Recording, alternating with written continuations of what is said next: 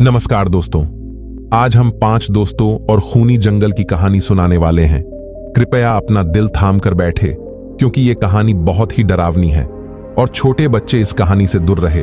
तो चलिए कहानी शुरू करते हैं। सुमन आज बहुत ज्यादा खुश थी क्योंकि उसकी मम्मी ने उसे दोस्तों के साथ पिकनिक पर जाने की इजाजत दे दी थी। ये 5 दोस्त थे, अनम, सना, करण, जीशान और फैसला। ये पांचों दोस्त बहुत ज्यादा खुश थे। 3 दिनों का सफर करके ये सारे दोस्त कैलाशनाथ जंगल पहुंचे। ये बहुत खतरनाक जंगल था जो कि लोगों की आबादी से बहुत दूर था। शाम का वक्त होने वाला था। ये सारे दोस्त उस जंगल में हंसते खेलते आगे की तरफ बढ़ते जा रहे थे। एक जगह पहुंचकर इन लोगों ने अपना कैंप लगाया और रात उसी जंगल में गुजारने का फैसला किया। ये सारे दोस्त कैंप के बाहर आग जलाकर बैठे हुए चाय का मजा ले रहे थे। सबके चेहरे पर मुस्कान थी, लेकिन तभी जंगल में किसी के बहुत तेज चीखने की आवाज गूंजी, जिसे सुनकर इन सब के होश उड़ गए। लेकिन फिर करण ने कहा, अरे डरो मत, ये किसी जानवर की आवाज होगी। जंगल में ऐसी बातें हुआ करती हैं। रात बहुत होने वाली थी। सभी अपने अपने बिस्तर पर लेट गए, लेकिन सुमन को नींद नहीं आ रही थी। वो अपने बिस्तर पर करवटें बदल रही थी। तभी उसे कैंप के बाहर किसी की आहट महसूस हुई। ऐसा लग रहा था जैसे कोई बाहर चल रहा है। सुमन चुपके से उठी और कैंप से बाहर निकल गई। उसने हर तरफ नजरें दौड़ाई, लेकिन वहां तो सन्नाटा फैला हुआ था। तभी उसकी नजर पास के एक पेड़ पर पड़ी, जिसकी आड़ में कोई साया खड़ा हुआ था। सुमन बहुत ज्यादा डर गई। उसने टार्च से पेड़ की तरफ रोशनी डाली तो एक बहुत ही खूबसूरत नौजवान लड़का वहां खड़ा था, जो सुमन को अपने पास बुला रहा था। यह देखकर सुमन के तो होश उड़ गए और वो डरते हुए कदमों के साथ उसके पास पहुंची। उस लड़के ने कहा, सुमन, मेरा नाम जीशान है और मैं एक जिन्नात लड़का हूं। मुझसे डरो मत। मैं पिछले कई सालों से तुमसे बहुत मोहब्बत करता हूं। यह सुनकर सुमन को बड़ी हैरानी हुई और वो कहने लगी, मैंने तो आज तक तुम्हें देखा भी नहीं, तो फिर तुम मुझसे मोहब्बत कैसे करते हो?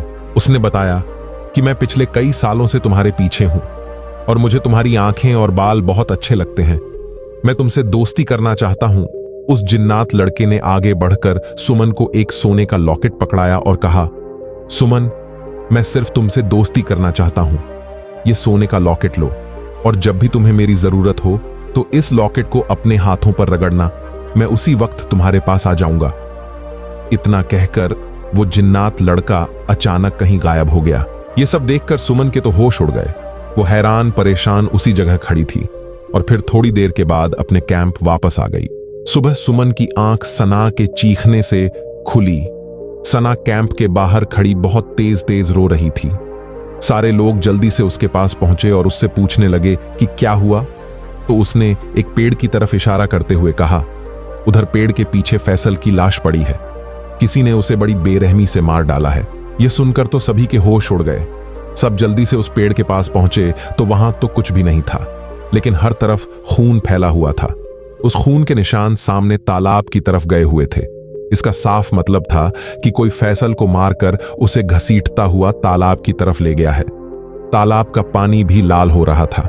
ये सारे दोस्त उस तालाब के पास खड़े रो रहे थे कि तभी उन्हें अपने पीछे किसी चीज के बहुत तेज गिरने की आवाज सुनाई दी।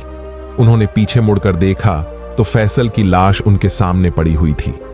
ऐसा लग रहा था जैसे किसी ने उसकी लाश को बहुत ऊपर से नीचे जमीन पर फेंका हो। लाश की हालत बहुत बुरी हो रही थी। किसी ने उसका गोश्त नोच नोच कर खाया था। सुमन को रात वाला वही जिन्नात लड़का याद आ गया और वो जल्दी से अपने कैंप में आई और अपना लॉकेट गले से उतार कर उसे हाथों पर रगड़ने लगी। तभी अचानक वहां वो जिन्नात लड़का हाजिर हो गया। वो उसी तरह सुमन को देखकर मुस्कुरा रहा था। उस जिन्नात लड़के ने जब सुमन को रोता हुआ देखा तो पूछा, क्या हुआ सुमन, तुम इतना परेशान क्यों हो? सुमन ने उसे सब कुछ बता दिया और उसके सामने हाथ जोड़कर कहा कि हम लोगों की मदद करो। ये सारी बातें सुनकर वो जिन्नात लड़का कहने लगा कि मैं इस बारे में बहुत अच्छी तरह जानता हूं। ये सब उसी भयानक आत्मा ने किया है। इस जंगल में जो भी आता है वो भयानक आत्मा उसे तड़पा तड़पा कर मार डालती है। अब उस आत्मा की नजर तुम सारे दोस्तों पर पड़ चुकी है। वो तुम में से किसी को नहीं छोड़ेगी। सुमन ने डरते हुए पूछा, कौन सी आत्मा? उसकी हमसे क्या दुश्मनी है? उस जिन्नात ने बताया कि कुछ साल पहले यहां पास के होटल में एक लड़की रात में आकर रुकी थी। वो बहुत खूबसूरत थी। होटल के मालिक की उस पर नजर पड़ गई थी और उसने रात में कमरे में घुसकर उसके साथ बदतमीजी की थी। जब उस लड़की ने लोगों को बताना चाहा तो होटल के मालिक ने उसकी गर्दन काटकर इसी जंगल में उसे फेंक दिया था। अगले ही दिन होटल के मालिक को किसी ने उसी तरह गर्दन काटकर इस तालाब के पास लाकर डाल दिया था। ये सब करने वाली उसी लड़की की आत्मा थी। उस आत्मा के अंदर नफरत की एक आग जल रही है। उसकी आत्मा इसी जंगल में भटका करती है और जो भी इस जंगल में आता है वो उसे उसी तरह गर्दन काटकर इसी तालाब में डाल देती है। उस जिन्नात लड़के ने कहा, लेकिन सुमन तुम परेशान ना हो, मैं तुम्हें कुछ नहीं होने दूंगा। सुमन ने कहा, जीशान, मैं खुद को बचाकर अपने दोस्तों को मरता हुआ नहीं छोड़ सकती।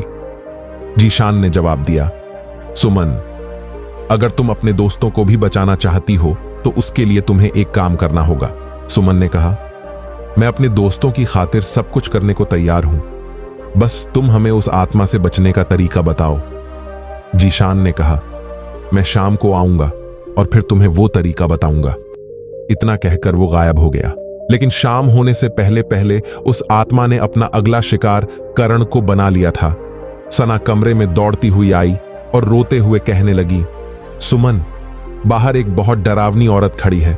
उसने करण को अपने हाथों में दबोच रखा है और चाकू से करण का गला काट रही है। ये सुनकर मेरे तो होश उड़ गए। मैं बाहर दौड़ती हुई गई तो देखा वो आत्मा करण के बाल पकड़कर उसे घसीटती हुई तालाब की तरफ ले जा रही है। करण की गर्दन कटी हुई थी और उसकी गर्दन से खून फव्वारे की तरह निकल रहा था। करण उसके हाथों में तड़प रहा था और हम अपने दोस्त के लिए कुछ भी नहीं कर पा रहे थे।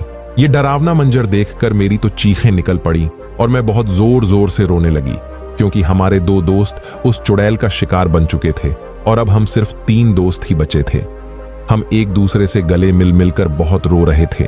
शाम को जीशान सुमन के पास आया और उसने सुमन से इशारा करते हुए जंगल की तरफ आने को कहा। सुमन उसके पीछे पीछे जंगल की तरफ चलती हुई जा रही थी। जंगल में एक जगह पहुंचकर जीशान ने एक गोल घेरा खींचा और सुमन को एक पानी की बोतल देते हुए कहा, सुमन, तुम्हें इस गोल घेरे में बैठकर कुछ चीजें पढ़नी है। यह काम तुम्हें पूरे 5 घंटे तक करना है। उससे पहले तुम्हें इस घेरे से बाहर नहीं आना है, वरना वो चुड़ैल तुम्हारे साथ तुम्हारे दोस्तों को भी मार डालेगी। सुमन उस घेरे में बैठ गई। वो बहुत डर रही थी, लेकिन उस जिन्नात लड़के ने कहा, सुमन, डरो मत, मैं तुम्हारे पास ही रहूंगा, लेकिन इतनी देर तक मैं तुम्हें नजर नहीं आऊंगा। रात का अंधेरा फैल चुका था। सुमन अकेली उस जंगल में बैठी वो चीजें पढ़ रही थी। अचानक सुमन को दूर से वही डरावनी आत्मा आती हुई नजर आई। सुमन के पास पहुंचते ही उसने एक गरजदार आवाज में कहा, तुम इस घेरे से बाहर निकल आओ, वरना मैं तुम्हें बहुत दर्दनाक मौत दूंगी। उस आत्मा के हाथों में एक धारदार चाकू था जिससे खून टपक रहा था। वो बहुत भयानक शक्ल की थी। उसकी आंखों की जगह सिर्फ गड्ढे बने हुए थे और वो धीरे धीरे गुस्से में कदम बढ़ाते हुए सुमन की तरफ आ रही थी।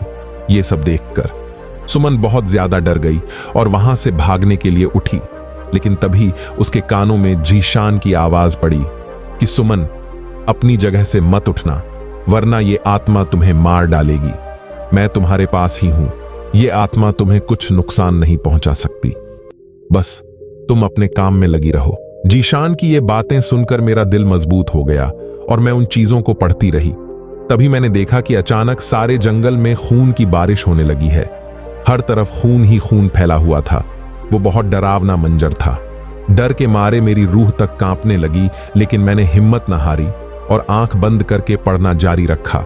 थोड़ी देर के बाद जब मैंने आंखें खोली तो देखा कि मेरे सामने एक बहुत ही खूंखार जानवर खड़ा था। उसके मुंह से खून टपक रहा था और वो मेरी तरफ चलता हुआ आ रहा था। उसकी खूंखार आंखों से ऐसा लग रहा था जैसे वो एक झटके में मुझे खा जाएगा। जीशान की आवाज बराबर मेरे कानों में पड़ रही थी कि सुमन, डरना नहीं, ये सब कुछ खत्म हो जाएगा, तुम अपना काम जारी रखो। मैंने आंखें बंद कर लीं, लेकिन तभी मुझे बहुत जोर जोर की आवाजें आने लगीं। मैंने आंख खोलकर देखी तो मेरे होश उड़ गए। पूरे जंगल में हर तरफ पत्थरों की बारिश हो रही थी। लेकिन अजीब बात यह थी कि मेरे इस घेरे के अंदर एक भी पत्थर नहीं आ रहा था। 5 घंटे पूरे होने वाले थे। वो आत्मा मुझे हर तरह से डराने की कोशिश कर रही थी, लेकिन जीशान ने मेरा पूरा साथ दिया और मैंने हिम्मत ना हारकर अपना काम जारी रखा। तभी मैंने देखा कि वो आत्मा मेरे दोनों दोस्तों को पकड़ कर ले आई है और मुझसे कह रही है कि अगर तुम इस घेरे से बाहर ना आई तो मैं तुम्हारे इन दोनों दोस्तों की गर्दन काटकर इन्हें मार डालूंगी। उसी वक्त जीशान की आवाज मेरे कानों में पड़ी, सुमन जल्दी से ये बोतल उठाकर उसका पानी इस चुड़ैल पर फेंक दो, जल्दी करो वरना ये आत्मा तुम्हारे दोस्तों को मार डालेगी।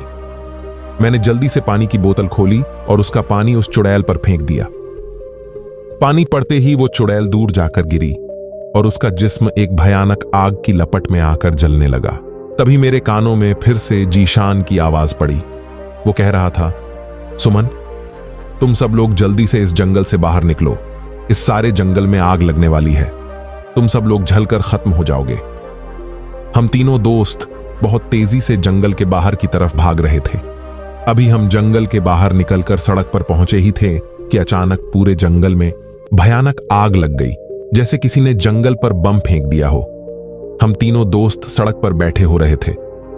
फैसल और करण की मौत का हमें बहुत ज्यादा गम था। हम सब ने जीशान का शुक्रिया अदा किया कि उसने हमें इतनी बड़ी मुसीबत से बचा लिया है और फिर अपने घर की तरफ चल दिए। आज इस बात को गुजरे कई साल हो चुके हैं। जीशान मुझसे रोज रात में मिलने आता है।